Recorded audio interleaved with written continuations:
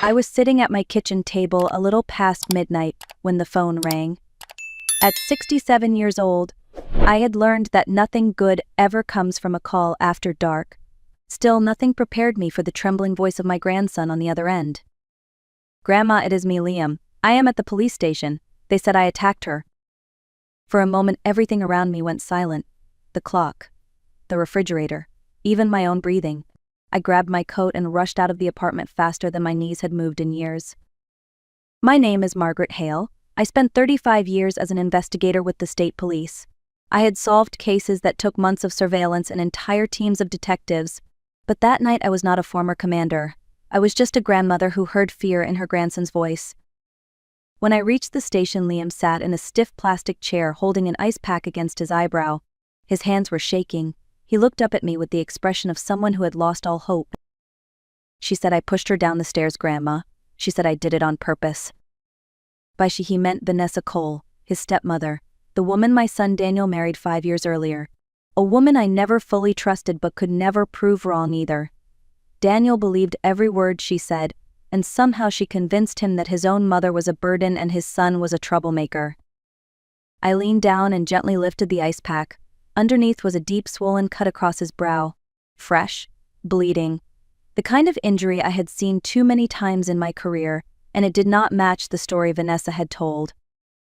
"Liam," whispered Grandma, "I swear I did not touch her. She hit me first. Then she screamed for help." In that moment something inside me tightened, not because I doubted him but because everything he said made perfect sense. The timing, the injury, the panic in his voice. This was not the voice of a violent child. It was the voice of someone cornered by an adult who knew exactly how to trap him. And as I wrapped my arm around my grandson, I realized one thing with absolute clarity.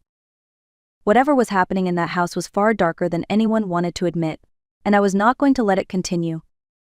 The officer on duty allowed us a small conference room, giving Liam a few minutes to calm down. He clutched a cup of water with both hands, his fingers trembling so hard I worried he would spill it. I sat across from him, waiting, letting him breathe, letting him find the words on his own. I had learned long ago that a frightened child speaks best when they are not rushed. After a long pause, Liam finally looked up. "Grandma, she hit me first. I did not do anything. I just walked in and she was already angry." I kept my voice steady. "Tell me exactly what happened. From the beginning." He nodded slowly. His voice cracked as he spoke. "I got home from school and went to my room. I heard her on the phone talking about selling your apartment after you were gone. She said you are old and sick, and it would be easy once she convinces Dad. I stepped into the hallway and she saw me. She grabbed the silver candlestick from the table and swung it at me. I tried to move but it hit my eyebrow. Then she screamed like I pushed her." I felt the old instincts rise in me. Details, sequence, motivation, it all lined up too well. Too clean, too rehearsed. "And your father?" I asked. He believed her. He yelled at me before even asking what happened. He said I embarrassed her, and that I have always been difficult. Liam's voice dropped to a whisper as he wiped his eyes with his sleeve. "Grandma, I am scared of her. She watches me all the time. She tells me Dad will never choose me over her. And sometimes she tells me that if I make one wrong move she will send me away. Somewhere far." I leaned back in my chair. My heart was heavy, not with doubt but with the weight of what I already knew. I had seen this pattern before, a manipulator gaining control by isolating, by twisting truth, by turning loved ones against each other. Liam was not lying, he was terrified, and this was not just a misunderstanding, this was a warning. As I wrapped my arms around him, a quiet promise formed inside me. Whatever darkness Vanessa Cole had brought into my family, I would shine a light on every corner of it until the truth had nowhere left to hide. By the time I brought Liam home with me, the sky outside had begun to lighten. I settled him on the couch with a blanket and warm tea before stepping into my bedroom and closing the door behind me. There was only one person I trusted enough to call at that hour. Charlotte Brooks answered on the second ring. Even half asleep, her voice carried the steadiness of someone who had seen every kind of human darkness. She and I had worked together for more than 2 decades before she left the force to open her own private investigation firm. "Margaret, it is barely dawn. What happened?" I told her everything, the police call, the injury, Vanessa's accusation, the fear in Liam's eyes. Charlotte went silent for a moment, and I knew that was never a good sign. She only paused when her instincts caught a scent. "Text me her name," she said. "Full name if you have it." I sent it immediately. 10 minutes later my phone buzzed again. "Margaret, we need to talk. In person." She arrived an hour later, hair pulled into a messy bun, laptop bag slung over her shoulder. She sat at my kitchen table, opened her computer, and turned the screen toward me. "This is not the first time Vanessa Cole has been involved in something like this," Charlotte said quietly. 3 years ago she was known as Vanessa Turner. Before that, Vanessa Briggs. 3 marriages, all to older men with comfortable assets, all ended in death or sudden disappearance. One husband died of what the coroner called a heart complication despite being perfectly healthy a month earlier. Another fell down the stairs, a stepson went missing, and every time she walked away with money. A lot of money. I stared at the screen.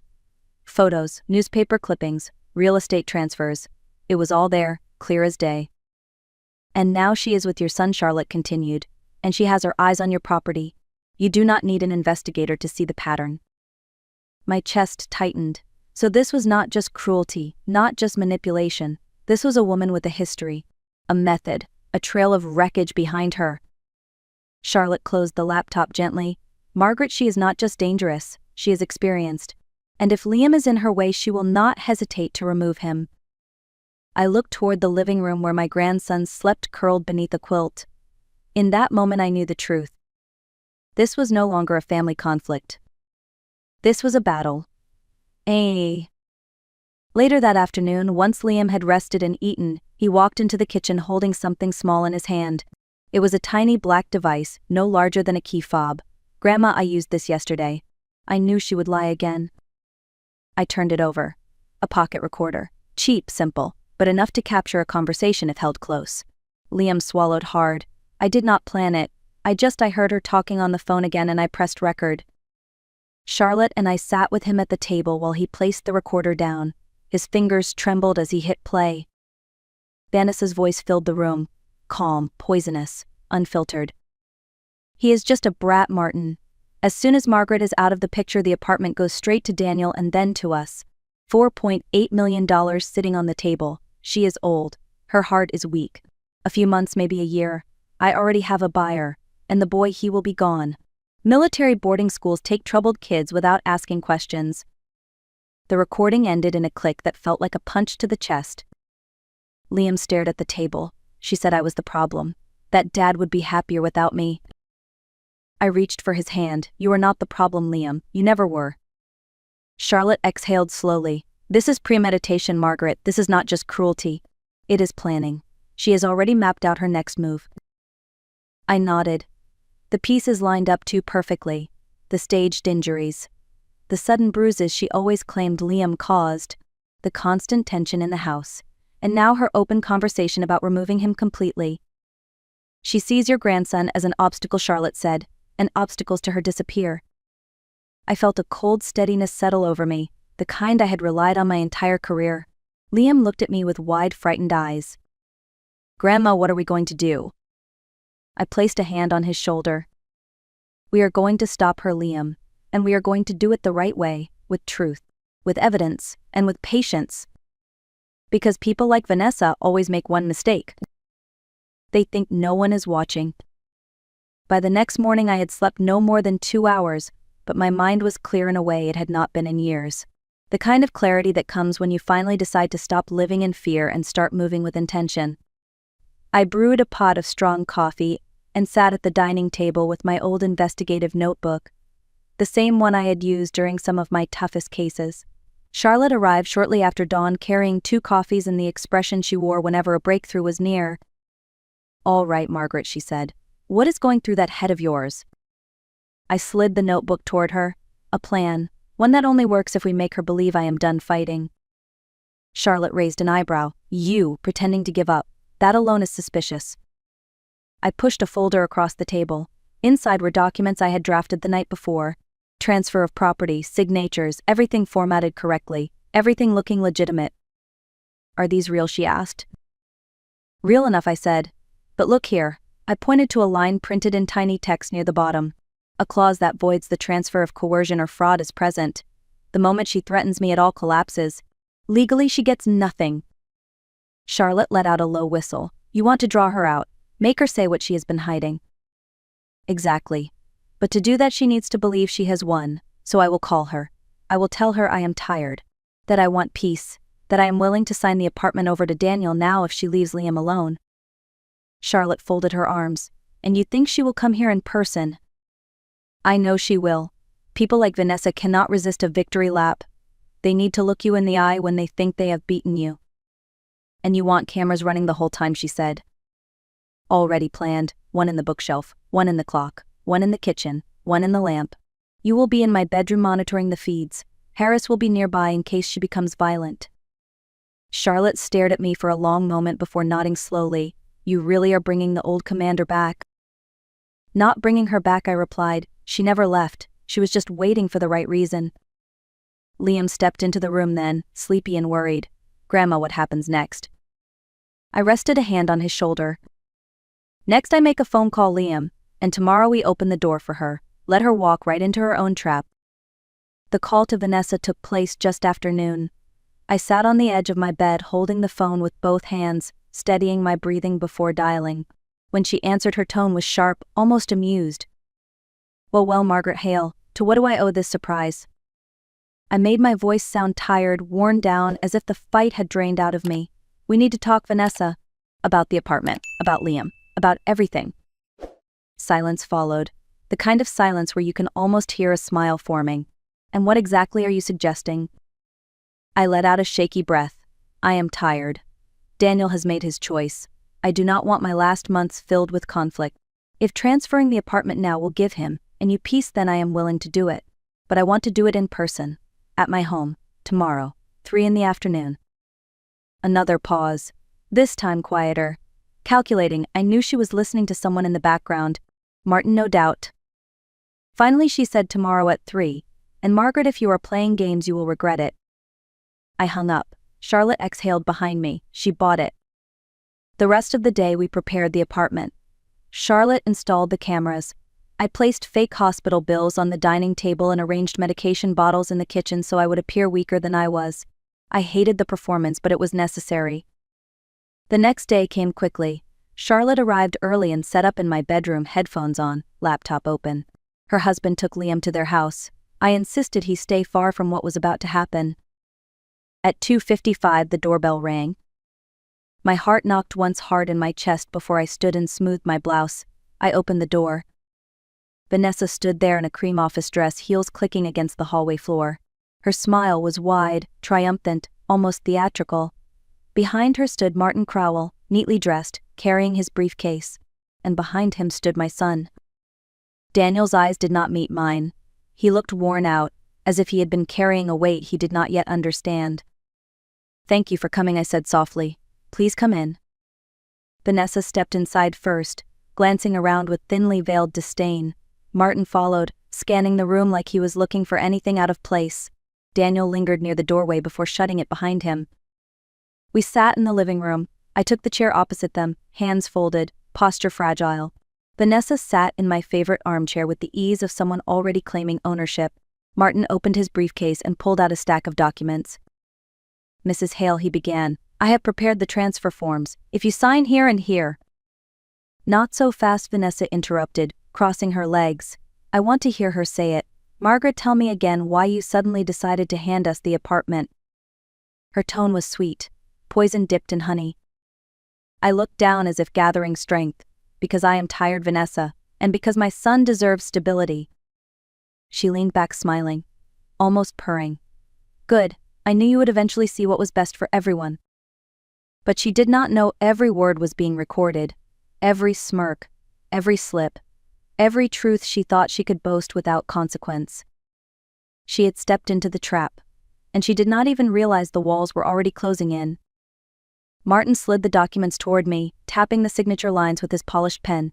The room felt unnaturally still, as if even the air was waiting. I picked up the papers slowly, pretending to read them.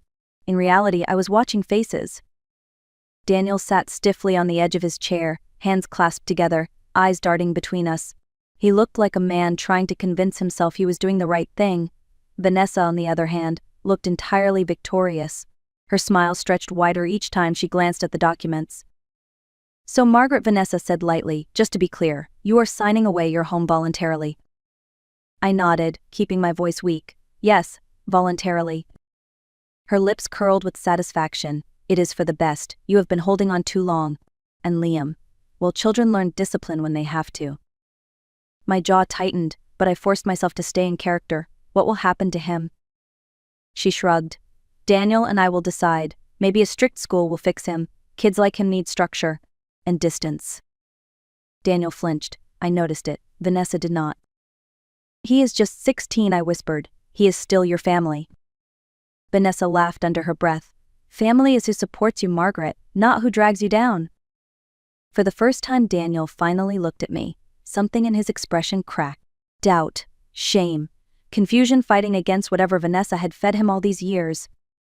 Vanessa leaned in closer. Honestly, Margaret, you should feel relieved. Once you sign these papers, your problems end. Everything becomes our responsibility. Her responsibility. It was the moment I had been waiting for. The arrogance, the certainty, the confession hidden inside the cruelty. Behind my bedroom door, Charlotte was sitting with headphones on, capturing every second. I set the papers down slowly. And just like that, the first fracture appeared in Vanessa's perfect performance. I folded my hands on the table, letting the silence stretch just long enough to make Vanessa shift in her seat. Overconfidence always made people sloppy, and she was no exception. Vanessa tapped her fingers impatiently. Well, Margaret, are you signing or not? I looked at her with a soft, trembling smile. Before I do, I just want to understand something. Why are you in such a hurry to take over the house? Her eyes flickered. For the first time all afternoon, her expression tightened.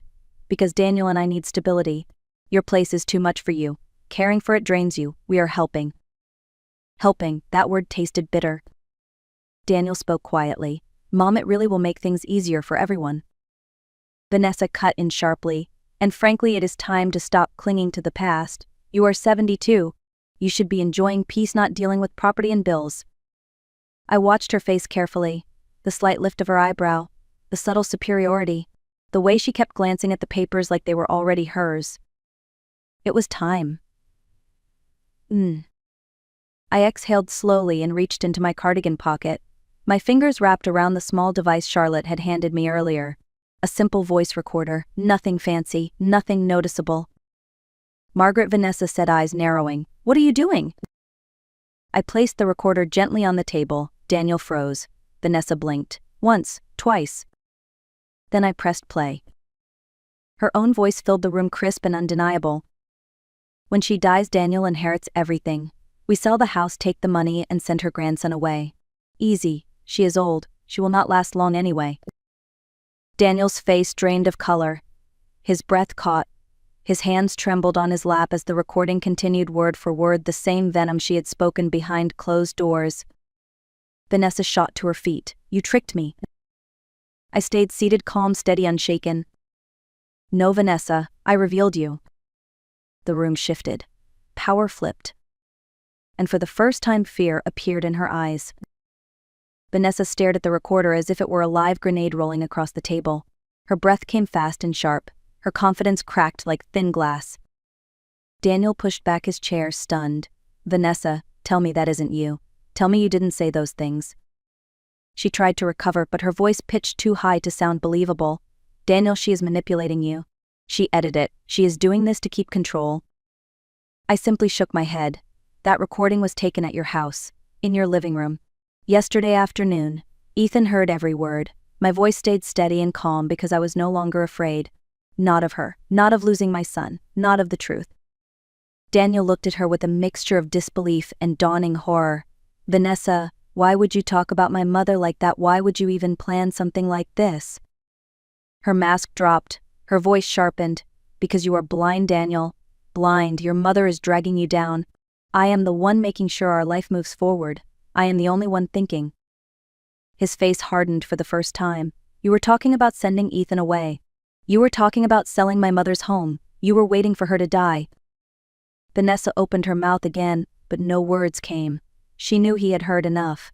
There was no spinning this, no performance that could undo it. Daniel stepped back from her as though he finally saw the real woman standing in front of him. I trusted you. I let you into my home. into my family, and this is what you were doing behind my back. I quietly gathered the papers she had brought and slid them across the table away from her. This ends today, Vanessa. She looked between us, cornered, furious, afraid. Daniel's voice broke as he spoke again. You need to leave this house, now, and do not come back. For the first time, Vanessa realized something she thought would never happen. She had lost. And there was no coming back from it. Vanessa's composure disintegrated the moment Daniel told her to leave.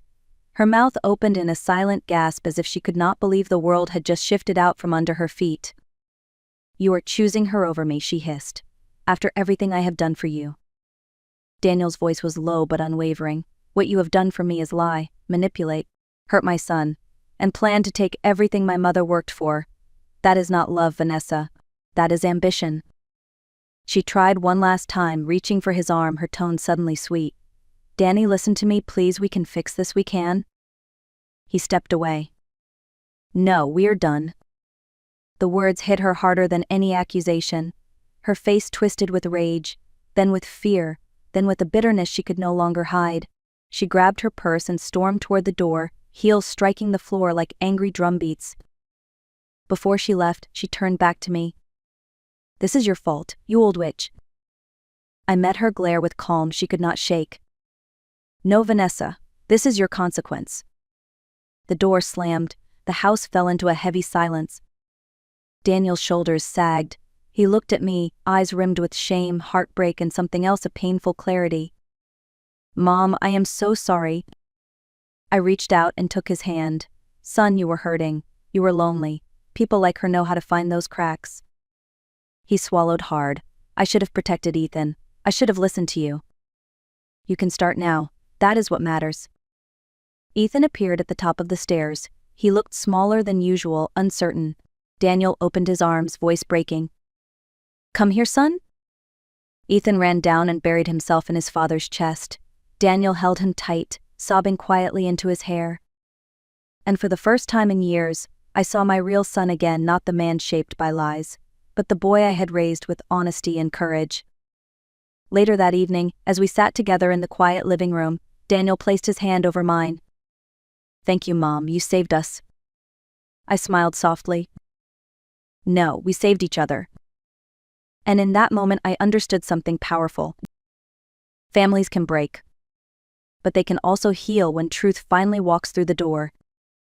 If you believe in standing up for what is right, share this story. Someone out there might need the courage to do the same. When the house finally grew quiet and the weight of the day settled, I stood by the kitchen window, watching the streetlights blink against the dark sky. For years I believed my family had slipped beyond my reach, lost to grief and manipulation. But that night reminded me of something I had almost forgotten. Strength does not disappear with age. Love does not fade because someone tries to poison it. And truth, real truth, always finds a way to rise. Daniel came to stand beside me. He looked years older than the son I remembered, yet somehow more whole than he had been in a long time.